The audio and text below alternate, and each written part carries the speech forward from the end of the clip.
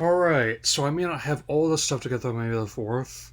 Not yet. My closest BK didn't have the a flavoring for like the Grogu sugar cookie shake, but I definitely have a double-edged lightsaber out, and just to further compound that the only mole I acknowledge in this house is the son of Dothamir here.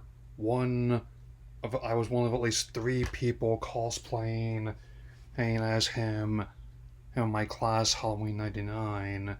So I was definitely eager to experience this show the moment I heard about it, and now that I've binged all 10 episodes, including the finale of Dark Lord, heard and a second season been greenlit within the moment they got the viewing figures for the premiere. Here are my thoughts on the first season of Star Wars Maul Shadow Lord. Let's begin. Chronologically, the show takes place after the events of Revenge of the Sith, so they got a potential in adaptation for Revenge of the Fifth, and before the events of Rebels, a show which I have loved immensely for a very long time, and even adds some connective tissue towards the other parts of the saga, uh, which also explains why Maul is willing to lead and join so many different gang factions, even though he's double crossed a few of them, because at this point in his life, he quite literally has nothing left to lose, who's with having lost much of his family and even his own legs too. Who I mean, and if you never saw the entirety of the Filoni Clone Wars, it still does a decent job of establishing what happened and to show you the power of the Force with Obi-Wan.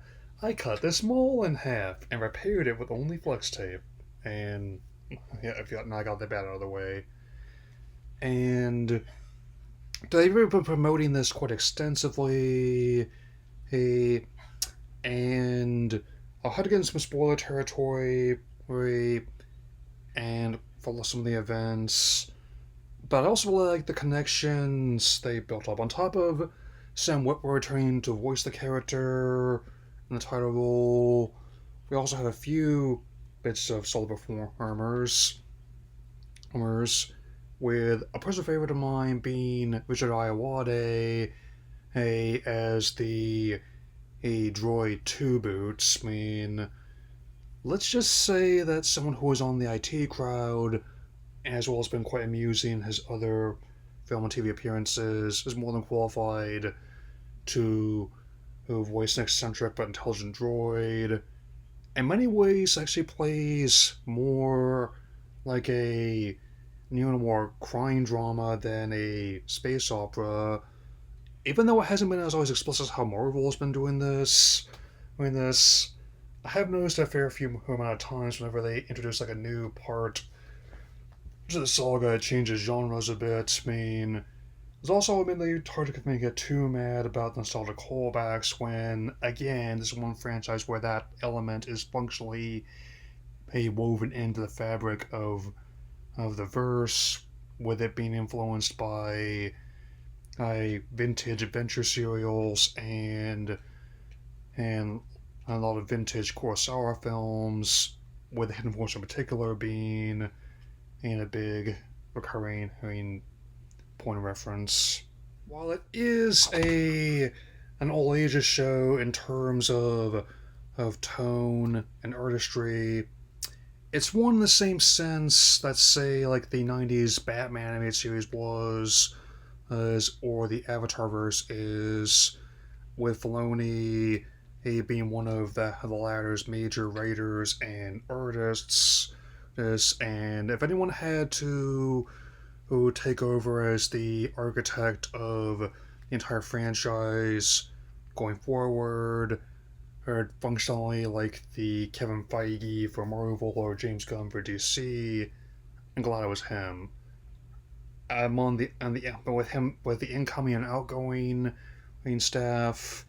I wish them all well, even with some of the circumstances being really hard to keep track of. I mean, I'm still trying to process this all the details about the turnover if they're even true.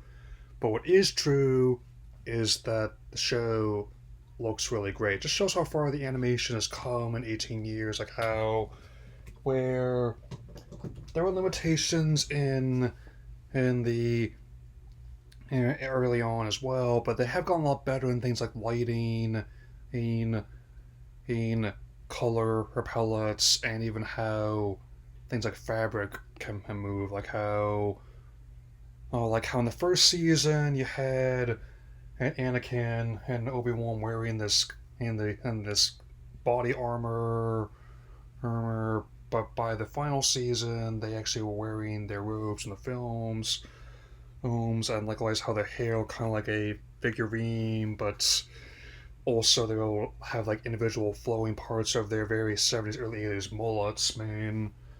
And even Maul's tattoos, who's definitely, which was part of his skin, and also like how there's a bit more or detail there. I mean, even I could tell that the influence from a lot of their competitors, least of all, how the whole painted CGI trend has really managed to seep into other parts. I like how they put their spin on, like how little details, like how the glittering skyscrapers of chrome and fiberglass are slowly but surely being replaced by more utilitarian and but functional parts. I mean, or it's where again, it also ties into other spin-offs, with Andor being a big one. Show that one I definitely plan to do like a follow up on, like I did last year.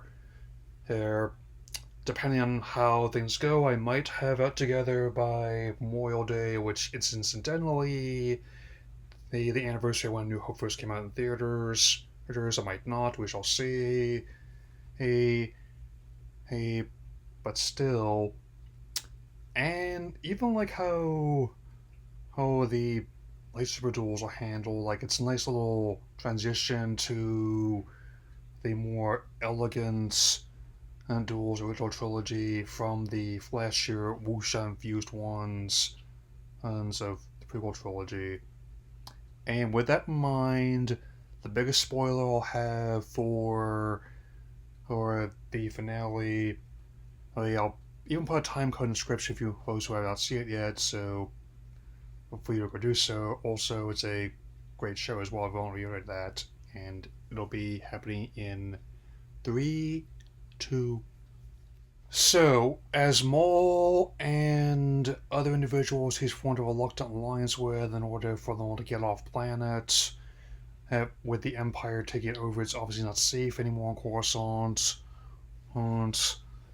And but with the fall of the Republic and the rise of the Empire being firmly cemented, and when the Inquisitors are unable to bring Maul in, and the Emperor's new partner has arrived, and it is none other than Vader.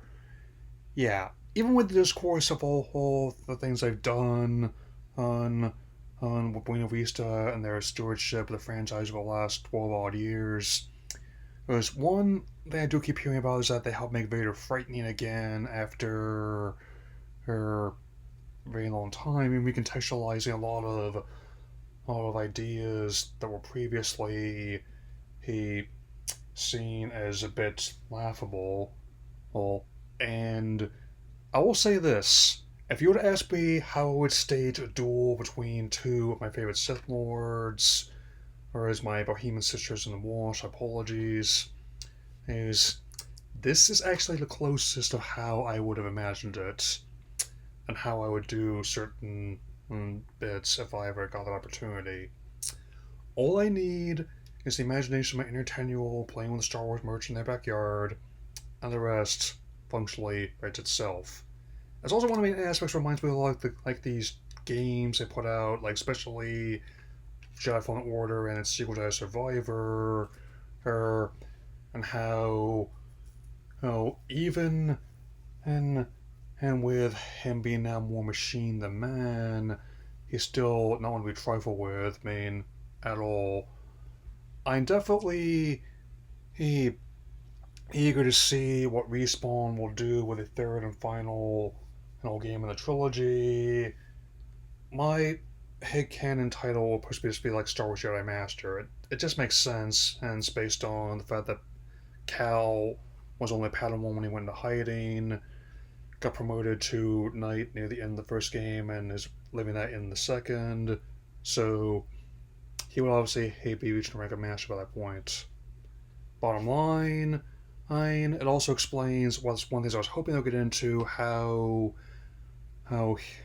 Maul also got in became an enemy of the Pike Syndicates, as well as fell in with the Crimson Dawn gang, eventually becoming one of its highest ranking officials. Also, I would very much be open to seeing even Kira from the Solo movie being brought back, especially if Emilia Clarke gets to voice her again. And because I think that even if not every big work stories about being explored on big screen, there'll still be plenty to do on small one. So, there will likely be other Star Wars related videos this month, especially as I'm going to be getting tickets to Mandalorian Grogu as soon as I can. After Mortal Kombat 2, most likely, because even with some of the projections for opening, I can say I will take that bet. And I actually think even the idea of making that movie a self-contained story and a fictional universe is actually not the worst idea. Yeah, I mean, I would say it will help if you've seen the show, like I have. But my understanding, the way the plot structured, you'll be able to follow it if you haven't seen it all, or just maybe scroll through like the dank memes of Grogu and all your social feeds. Bottom line, Maul Shadow Lord has joined the ranks of Star Wars Saga's best spin-offs, not just in terms of animated spin-offs, but just in general. And I am very much looking forward to the upcoming second season. I don't expect to see it hit until next year at the earliest. Yes, I definitely can tell they got a lot of big plans for the big 5-0 of the saga. I've been watching it nearly 30 of those years, and if I end up watching it even still when I'm in a rest home with loved ones on right hand, then so be it. Yeah, that's also why I've chosen to frame a lot of my current stuff like this, like how a lot of people saw their the whole landscape deteriorate around them. I I however saw an opportunity to build it back up in many ways better than it was before. It's like you get in what you get out. Out. I can definitely appreciate how it's not willing to pull punches and depicting its more dystopian aspects of the franchise, as well as seeing Maul rip through who his oppressors with a chain gun as well. I can definitely operate with both those sides of my head intersecting into one. Anyway, that'll be all for now, and I will see you all again very soon. May the force be with you all.